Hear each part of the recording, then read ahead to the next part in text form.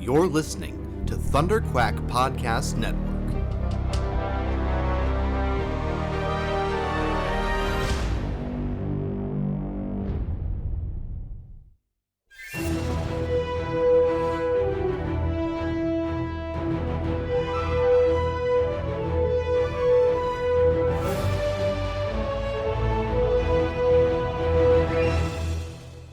Hello, welcome back to the Thunderquack Podcast Quarantine Zone. I am your host, of course, Michael Cohen, and with me tonight I've got a very special guest that I'm very excited about, Victor Hunter. Hey, Victor, how's it going? Hi, Mike. Oh, I'm a special guest. Yeah. How lovely. Yeah. We haven't hung out in person since many months before the actually maybe even a year before this whole pandemic situation. Yeah, probably. It's been a long time, right? Like it was. I don't remember the last time we saw each other. It was the trivia night. The trivia night. Oh yeah. Okay. Right. Yeah. And that was a while ago. Huh. yeah, that was a while ago. Because Cassie was not even. I don't even think that maybe Crystal was just pregnant at the time, but you may not have known. We may have been playing that one close to the vest at the time. So, Right. yeah. But it's been far too long since we've hung out in person. Yeah, it sure has. And this was a great excuse to just ring you up on the internet phone and just talk to you about dumb stuff to distract us from the fact that the world is currently in a very quiet form of chaos. It's unique, to say the least. It's very unique. Yeah. No, that's great. What a great idea. Yeah. So let's get right into it. Let's not talk too much about the whole COVID-19 quarantine situation. Let's just talk about fun video games, and let's start with Animal Crossing, which is currently, no surprise, taking the world by storm, because everybody is locked in their house. Yeah. How are you enjoying Animal Crossing so far? The same way I've enjoyed every Animal Crossing before it. Yeah. It's just delightful. I pop in for an hour or so each day, make sure everybody's doing fine. Mm-hmm. I write a letter to Carmen the rabbit because I love her. And then I just kind of leave it. There's a lot of people who seem to think that Animal Crossing is a race. Yes. And miss me with that. I ain't about that life. I'm on island time, baby. Just let me relax. It's just about, I want to be able to do all of the things that I'm able to do, and knowing that with this version, you're going to be able to basically terraform your island. I want to get to that point so that I can start, getting in there and crafting the world the way that I want it to be. Right. So that's the only reason. How do you want that world to be? What is your terraforming plan? Yeah, you know what? When they did the Animal Crossing Direct, and they really showed us what this game was going to be, and how it was going to be different and an evolution from the past ones. They just kind of showed a standard island, which looked a lot like your standard Animal Crossing setting, and then they showed you these tools, and it's like, okay, he's digging through the cliffside and building it back up and making waterfalls and making rivers and lakes and whatnot. And I was like, okay, that's cool. That's really neat. And then they were like, yeah, and also like you can put furniture anywhere. You can just drop it anywhere you want. So you can create outside spaces. Fantastic. You can decorate your whole island. And I was like, cool, cool. The one thing I'm really missing from this, and the one thing that I've always wanted Animal Crossing to do, is to actually shift away from the small town vibe and maybe do something that was a little bit more I like bustling metropolis sort of feel. Oh, so you're a war criminal. Yeah.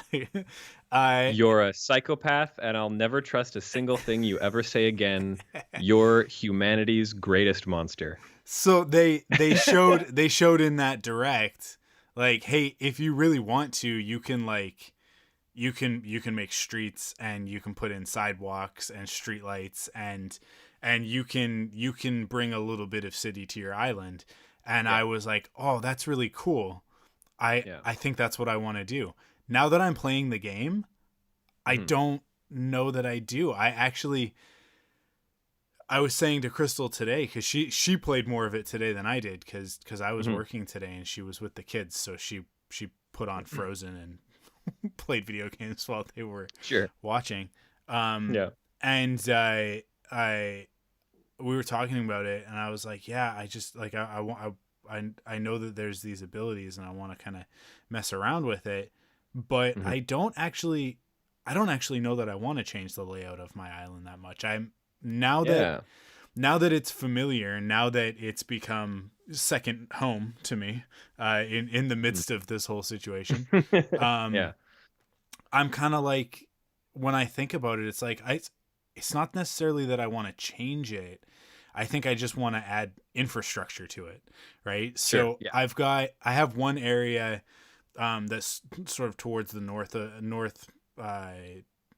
the northeast of my island, that there's one, like the cliff levels can go up 2 tiers, right? And there's sort of it goes up one, and there's a waterfall coming off of a stream, and then you follow that further up, and then there's another tier of cliffs on top of where you get to the inexplicable beginning of the river that I guess is just feeding from the ocean. I guess so. It's just bubbling up.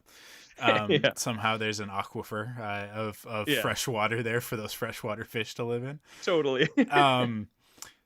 And exactly, it ends in that. But then sort of off to the west from that plateau is another plateau that's not that far off, and there's kind of just like this little gully, valley, whatever between them. And I'm like, it would be really cool if I could put a bridge between that. Right? Absolutely. So that you can just go up there. A spectacle rock from A Link to the Past. There you go. Exactly. And so, like, now that I'm familiar with the terrain of my island, I'm thinking in those terms of like, oh, what cool stuff could I do with it the way that it is, rather than thinking about more so like kind of tearing it all down and starting from scratch. So I don't know. It's it's been a great experience. I love it. Like you said, it's the same experience that it is with every Animal Crossing. But there are some games where I think that's kind of all it needs to be, right? Absolutely. What are you going to do to Animal Crossing to really make that game that much better? I'm excited because with New Leaf, did you play New Leaf or City Folk? Yeah, I did play New Leaf. I don't know that I played City Folk. That was on the DS, or that's the Wii. So I didn't play that one. Yeah. So like City Folk introduced the idea of having a main strip where a lot of your features are and things like that. And then New Leaf really streamlined it, and did a really good job of giving you a main street that's right across the train tracks, and you can see right from the beginning all of the potential that your main street has, because you see all the buildings, but they're all closed. Like none of them have shops in them yet. And as you play, you slowly get to see what those shops are going to be and who fills those spaces. And as those spaces fill, you get more and more features. And then for all the stuff that doesn't fit there, there's the stuff like the Roost, which was like a public works project that you then put in your main town. And now they've completely streamlined it where everything you get to place on your own in your own town. So you could make a main street if you wanted to, but you can also just sort of make them scattered around like you would in a in the original or Wild World or something like that. So I think this really strikes a really great balance of that. And it also, because you don't see the main street from the beginning, I have no idea what features are going to come up. I don't know what shops there are. And I'm really excited to find that out. Not so excited that I need to play for a million hours a day, but enough that I want to pop in and see everybody and check what's going on. And I'm finding it very meditative. Yeah. Yeah, I'm kind of just trying to go in and check something off every day, right? Sure, yeah. Yesterday I finished paying down my second mortgage, so right. I haven't logged in yet today, but when I do, I'll have another room in my house that I can start decorating. So that's exciting. And that's kind of my thing, is that like every morning I want to wake up and have something new to go in there with. Tomorrow morning, the resident services center will be an actual building and not just a tent. Yeah. So same. Yeah. So like it's just kind of, and I think that they actually, the designers paced that out appropriately so that there really is, you can go in and you can play for maybe about an hour or 2 hours a day and crank something out, right? Depending on how efficient you want to be or where your focus is. And, and I think that's how it's intended to be played. There are a lot of people who are out there playing it with time travel and nonsense like that, which is of course cheating. There's no other way around it. Look, hey, I've been playing Animal Crossing games, and I haven't played every single one, obviously, but I have been playing them since the GameCube, and since that first one, and was keen on it when it was originally supposed to be on the Nintendo 64. So like this game is this franchise is very near and dear to me, and one of the elements of the franchise that is ingrained in the way that I play it is Resetti the Mole, and I know that some of these youngsters probably they're not really all that keen on Resetti coming in and telling them how they're supposed to be playing their game. Apparently there's a libertarian attitude towards that, but I honestly think like Resetti is doing God's work by making sure that you don't mess around with the clock or exit without saving or whatnot. And he doesn't take lightly to cheating, and neither do I. So even though Resetti is not present in the game from the outset, I choose to play it as if he's always watching. His spirit lingers. He left a lasting impression on you and I both. Yeah. That doesn't mean that I didn't purposely turn off the GameCube version a few times just to see what he would say. Of course. But they also take that into consideration, and he comments on that. Yeah. And like Resetti was very much one of my first meta experiences. Yeah. I hadn't played Metal Gear Solid yet. I hadn't played Eternal Darkness, Sanity's Requiem yet. Yeah. So I loved Resetti. Yeah, absolutely. Yeah, acknowledging that you're a player and it's a game and all that sort of stuff. Yeah. It's funny you bring up the other two games that I would have brought up as well. You said that, like you said, first meta, and I was like, yeah, Eternal Darkness is probably the one that sticks out the most for me, because that game messes with you. For people who aren't familiar with Eternal Darkness, it's essentially like like a Cthulhu, like old gods sort of storyline. Yeah, it's a very Lovecraft influenced action game that that definitely gets a little postmodern on you. Yeah. It pulls some tricks on you. You have like a Yeah. sanity meter, and when that sanity Yeah. meter fills up, something will happen to your character. That's essentially how you die. And there are times in the game where it kind of forces you into a situation where it's like, oh well, you can't escape from how insane this is. And Yeah. when it does that, it has a few tricks up its sleeve that Yeah. I'm not gonna spoil because I really hope that Eternal Darkness does eventually get a port to the Switch or to anything. I don't even know who could do that. Right. It is one of those things. I don't know who would be able to do that. It's very much like Rogue Squadron for me, where it's like I know that Sure.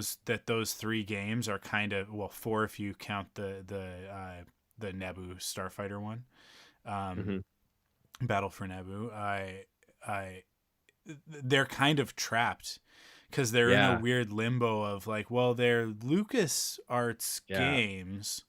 But Factor 5 sure don't exist. Yeah, And, exactly. And it's like, and so for all intents and purposes, neither does Silicon Knights. yeah. So these things I think kind of get lost in rights Yeah. limbo until it seems like until a certain amount of time elapses, and then Yeah. it becomes fair game to move it around and that sort of thing. I They just announced this morning that Episode 1 Racer is Yeah. coming to the Nintendo I'm Switch so with excited. improved controls. Because I'm pretty sure that I have Episode 1 Racer on the PlayStation 4, but I think it's a PS3 classic port. Oh yeah. If that makes any sense. Yep. Yeah. The controls are just as kind of clunky as they were on the Sure. on the Nintendo 64. It felt more at home on the Nintendo 64 because we didn't know any better.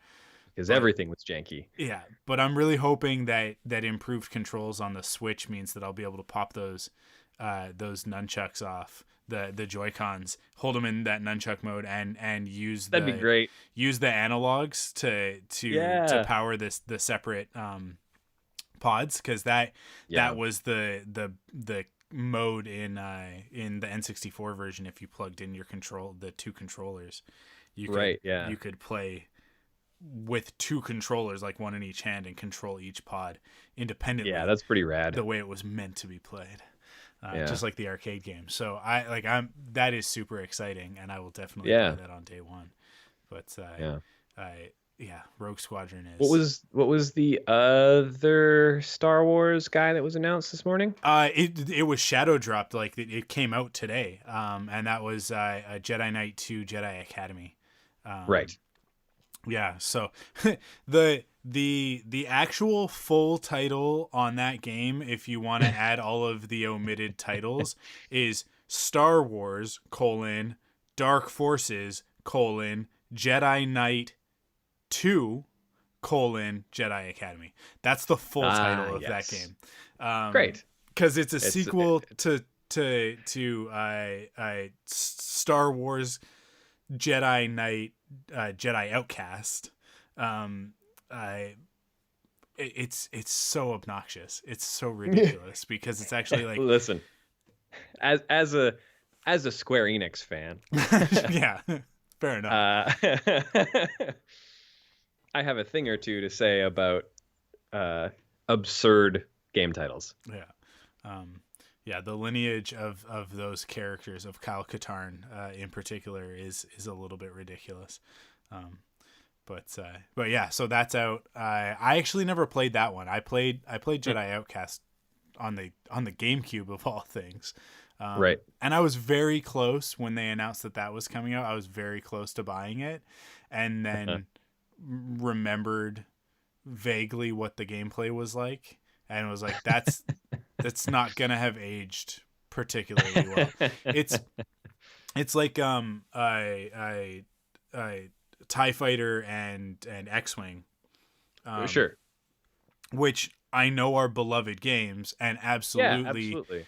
Rogue Squadron wouldn't exist without those games first. Like that's a direct evolution. Yeah. But the people who try and tell me that those games play better than Rogue Squadron 2 Rogue Leader. It's like get out of my face. Like it's no contest. And when those years ago now, when those became available again to play on PC, I was like, did you hear that? That's the sound of all of the nostalgia bubbles popping from everybody who hasn't been able to play those games for over a decade. Playing them again and going like, oh yeah, PC controls were not super sophisticated back then. But okay, so I'm the sort of person who doesn't really care if controls have quote unquote aged well. Like and I'm feeling this today because I absolutely bought Panzer Dragoon Remake as soon as I possibly could. And saw a lot of people complaining about controls. And like to test it, I went back and popped the original in my Saturn, and I was like, no, this controls the way Panzer Dragoon always has. Like this is exactly what this game is. So just in like a broader sense, what is your approach to playing old games? Like I guess I don't really understand the need that everyone else seems to have to modernize control schemes for everything. So if I'm gonna play the classic version of something, I want to play it with that controller, right? So if something's being ported over to the PlayStation 4, then I want it to feel, it doesn't have to feel exactly like a modern game, because I think with a lot of ports that would be nearly impossible without remaking, right? Sure. But when it's like, oh, well, stuff is we kind of just mapped it the best that we could. That never really works for me. Even something as simple as like Shadow of the Colossus with the PlayStation 4 remake of it, the slight improvements that they made to it, because you are on just a slightly different controller, I feel like were smart. They left the things that I think a lot of people complain about with that game, and they gave you the ability to swap it back, which I think is the kind of happy medium for everybody. But that said, like I have no problem with if I was presented with an opportunity to play Shadow of the Colossus on the PlayStation 2, I would play it happily and have no problem with the fact that the PlayStation 2 controller it's not quite as comfortable. It's not quite as sensitive and responsive as the PS4 DualShock is. But like with something like we're talking about Episode 1 Racer, that was originally at home on a very unique controller, right? So to bring that over, when I played it on the PlayStation 4, I was like, this isn't really like, I'm not feeling it. Like I probably played it for about an hour and then put it down and never picked it back up. But I'm hoping that these what they're saying about like, oh, you know, they've adapted the control scheme to the Nintendo Switch. I'm like, okay, cool. Like let's see what that means, and I'm willing to jump in for that. But most of the time, if it is something older, I would prefer to just break out the previous, like that original version of it, or have a controller that at least approximates it, right? When I play Smash Brothers, I can play it with the Joy-Cons, but I would much rather play it with my GameCube controllers. Sure. And I have no problem being tethered if that's what it takes. And if they were to release Rogue Squadron on the Nintendo Switch, if they were to finally figure out how to do GameCube virtual console stuff and start bringing those games out, I would want to use GameCube controllers for it, because the GameCube controller had its own little sort of quirks and nuances to it, with that gigantic A button and the analog triggers, right? So like the analog triggers are actually an integral part of the control scheme in Rogue Squadron. I can't imagine playing that game without analog triggers.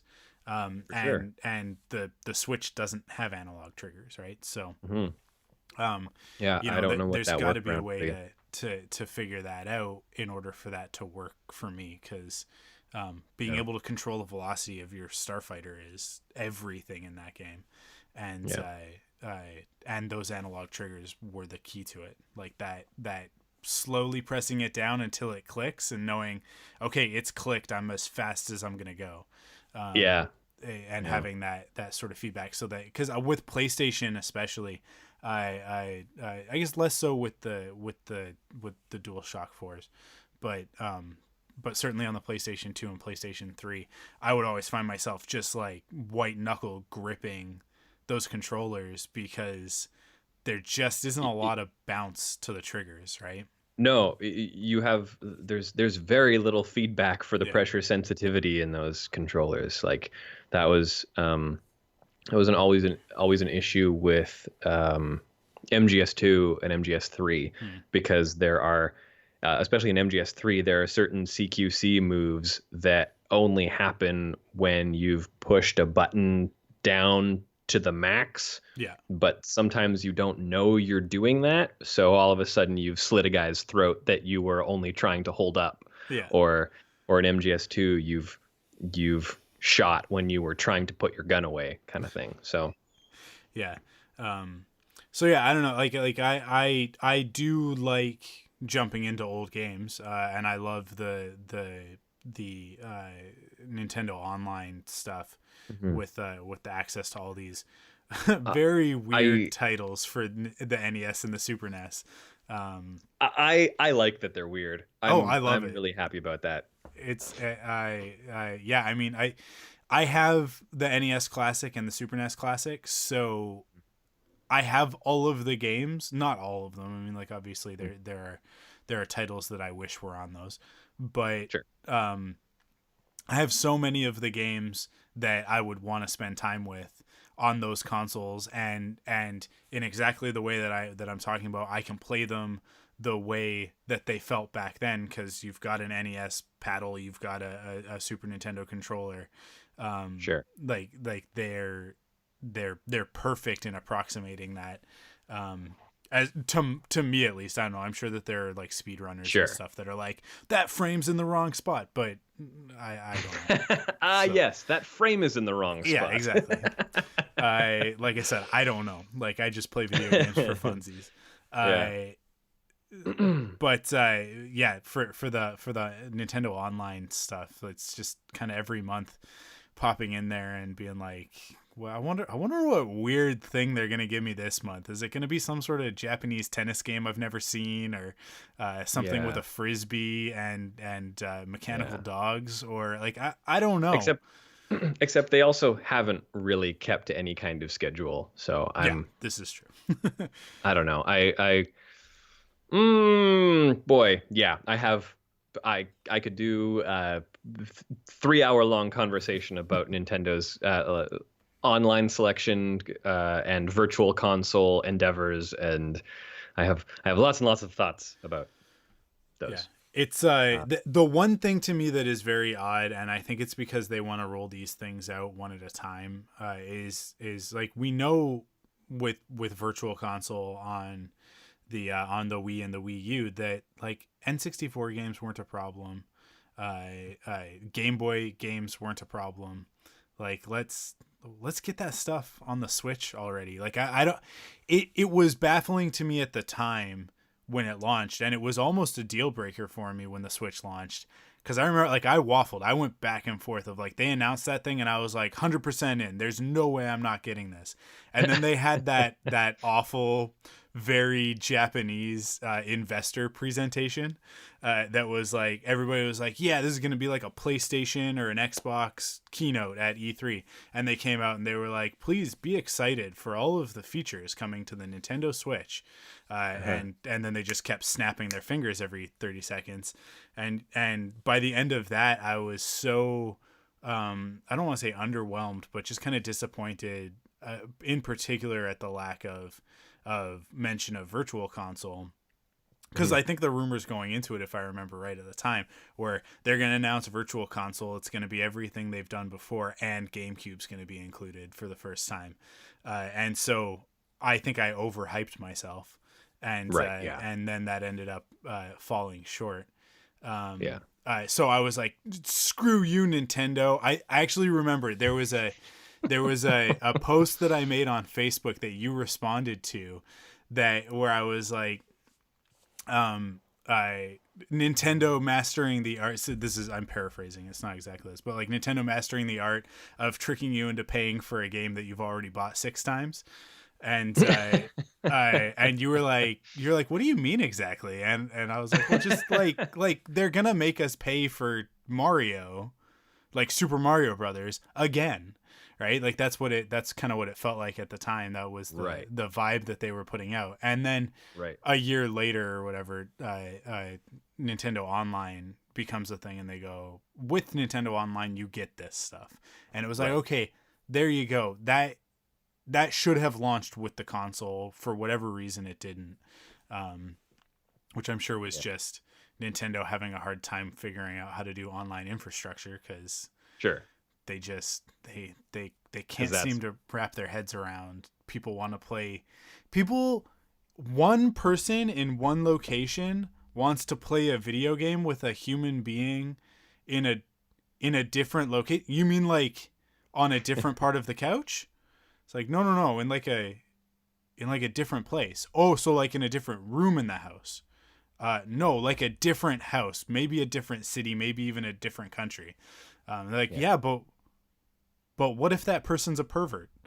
And you're like, well, that's the risk that we all take when we go online. That's just kind of, I think that users are used to managing that themselves. Nintendo still wants to kind of hold our hands a little bit on that, and has a hard time with online as a result. But they finally figured it out. They gave it to us, and they were like, you have a bunch of old video games to make this seem like it's worth it, because you're not playing Call of Duty or Destiny on your Nintendo Switch. So why do you need to pay for online? It's kind of unclear. I mean, every once in a while a game like Animal Crossing comes out that makes it worthwhile, but completely.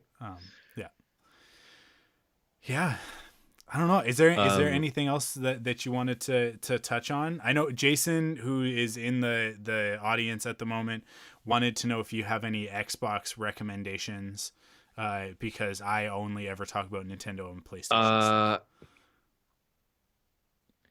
Xbox recommendations. Yes, absolutely. Okay. Xbox One is currently the best place to play the Final Fantasy 13 trilogy. They are backwards compatible. They just look amazing. They load faster than anywhere else. They are just gorgeous. I'm jealous of Xbox owners, because that is a trilogy that deserves some love, and it is currently the best place to play those 3 games. And say whatever you want about Final Fantasy 13, unfortunately you're wrong. And that trilogy is worth playing. Cool. 13 is one of the ones that I think 12 just kind of made me realize, like, oh, I like Final Fantasy as a franchise. I just don't necessarily always like playing the games. Because like with FF12, if you could cut that story down to 2 hours and present it to me in a way where I could just sit and enjoy the story with those characters, I would happily digest that. But well, that's just Star Wars. Yes, I am fully aware. But yeah, like managing systems and subsystems, and then the subsystems within the systems. I have fun with it for about 5 or 6 hours, and then generally trail off and never pick it back up. So I'm gonna stick to Final Fantasy VI and Final Fantasy VIII, and I'm gonna play 7. Those don't have systems within systems within systems. No, but here's the thing about 8. You can. Eight is the I know. most. I know. I'm fully aware of the like Guardian Force draw system nonsense. Yeah. But here's the thing about Final Fantasy VIII. When the first time that I played it, when I was like, I think I was like 14 or 15, I was a dumb kid that didn't know how to play Final Fantasy games. It was the first Final Fantasy game I ever played. I just mashed the X button and square button respectively when the time called for it. If I died, I would just go grind, then come back and then just mash buttons as fast as possible to try and get through that. So you can absolutely just play Final Fantasy VIII and Final Fantasy VI without being smart about it at all. Totally. Whereas I find 12, it's like 12 plays itself, and you are just the overseer. Final Fantasy 12 is Final Fantasy middle manager. It's like you're just saying like, hey, you guys go fight the monsters. I'll just sit back and make sure you're fighting the monsters correctly. I'm gonna say that's reductive, and I think you know that. Of course it is. That was my experience personally with it, because I just don't want to invest that much time in the complexity of those systems. So I don't know what 13 was like, but I never quite got there because 13 was nothing like 12. Yeah, that's it's very much. I think you would actually quite enjoy it. There's very little in terms of like character management beyond like character growth, like putting points into which job you want a character to excel in, and it's quite streamlined to the point where a lot of people hated how streamlined it was. But if you want a story that just kind of takes you on a ride and lets you fight some battles between each cutscene, I think you would actually really enjoy 13. That sounds more in the vein of 10 than 12. Very much so. Closer yes, to that. Absolutely.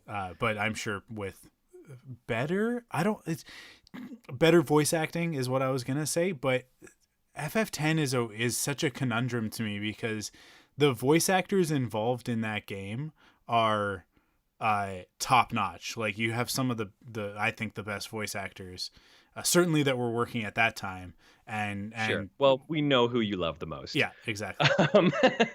But so for people who don't understand that reference, James Arnold Taylor played Tidus, the main character in Final Fantasy X, and there is a very famous scene of Tidus laughing, and it's very cringy, and it's like you watch it and you're like, there's no way that this wasn't a choice in the room. Yes, that's what I don't understand. It never bothered me. I didn't understand I didn't understand that there was a problem with it until the internet told me that that's what was happening. But in context, just like if you're playing the game and you get to that scene, you know exactly why it is the way it is. It is 100% a choice. Yeah. And it's right there. It spells it out for you. So I never understood why that blew up the way it did. I think that's just a meme culture thing, right? It's like when our mutual friend Andrew will tell us that he actually only understands a pop culture reference because it was referenced in The Simpsons and not because Right. of the actual Yeah. thing. I think like that's kind of how meme culture works, is that people don't necessarily know the thing. They know the reference to the thing, and that's one of those. Because yeah, I mean, James Arnold Taylor is a great voice actor, and if he wanted to give you a believable laugh, he'd give you a believable laugh. But yeah. Sherston says, "See, that's your problem, listening to the internet." And yeah, that's right. Just don't listen to the internet. But except for this, you should listen to this, and if we say something, then you should probably, take it to heart. But other internet. In Andrew's defense, The Simpsons is loaded with like boomer references that there's no way anyone older than 40 would understand at this point in time. So yeah, yes, absolutely. Yeah. There's some deep cuts in The Simpsons. I'm glad you said that, because when Andrew listens to this, Andrew will never listen to this. I don't want his feelings to be hurt. Somebody's gonna snip out that one part and send it to him. Cool. You know what? I think let's wrap it up there. I gotta go finish cleaning the house while everybody else sleeps. So that Crystal can wake up to a nice clean home, and we can all maintain our sanity just a little longer. But thank you very much, Victor, for joining me. Thank you for having me. My pleasure. Anytime. Well, I mean, you say that, and I'm gonna wear out my welcome with this stuff, because I know we're gonna be stuck in this situation. We're in it for the long haul. For at least, I'm gonna say at least like 8 more weeks. That's my gut telling me that it's gonna be probably June before we see the light of day. That sounds about. Yeah, and that means that there are a lot more weeks ahead of us to jump in and do these live streams. I think actually next week I might tone it down a little bit. When I initially came up with this plan, it was like I wanted to put something out there to help people get through the couple of weeks that I think we were all expecting, the maybe 2 or 3 weeks that we were expecting when we went into this. But this is a really heavy pace, along with recording Thunderquack every Monday, and then Rebel Cells every Tuesday. So it was like every night of the week. And I was like, okay, I can do that for a couple of weeks, but I think that I might reduce it down to 2 streams next week. And obviously I'll make a decision before tomorrow night, and I'll announce it there which days we'll be back. But that said, I will definitely be bringing you back on, because I'm gonna cycle through my Rolodex pretty quick. I'm already hard pressed to think of people that will answer my call when I ask them to come be on a podcast. So, but I'm sure that we'll have lots of exciting things to talk about in the future. Totally. You know what? Let's preview now and say the next time that we do this, let's talk about some anime stuff, because that's something that Amanda and I don't cover very often on Thunderquack. We can talk about some old school anime, sort of like our top 3 favorites. I love these wacky cartoons. Yeah. These things are wild. Yeah, this crazy Japanimation. Have you heard about this stuff? It's pretty nuts, and I like it a lot. So cool. Well, thank you, Victor. Thank you to our 2 actually we have 4 concurrent viewers at the moment, so that's exciting. Whoa! That's actually it's not the highest. Our first stream had 7, but there's a couple extra people in there tonight. So thank you to everybody who's been listening live, and thank you to everybody who's listening later on podcasts, on podcast services and whatnot. Of course, the Thunderquack podcast is the official podcast of thunderquack.com. Go to thunderquack.com to check out all the other great podcasts in the Thunderquack podcast network. And you can support us in 3 ways. First, go to the podcast service of your choice and leave a rating, a review, an upsy thumbs, a star. I don't know.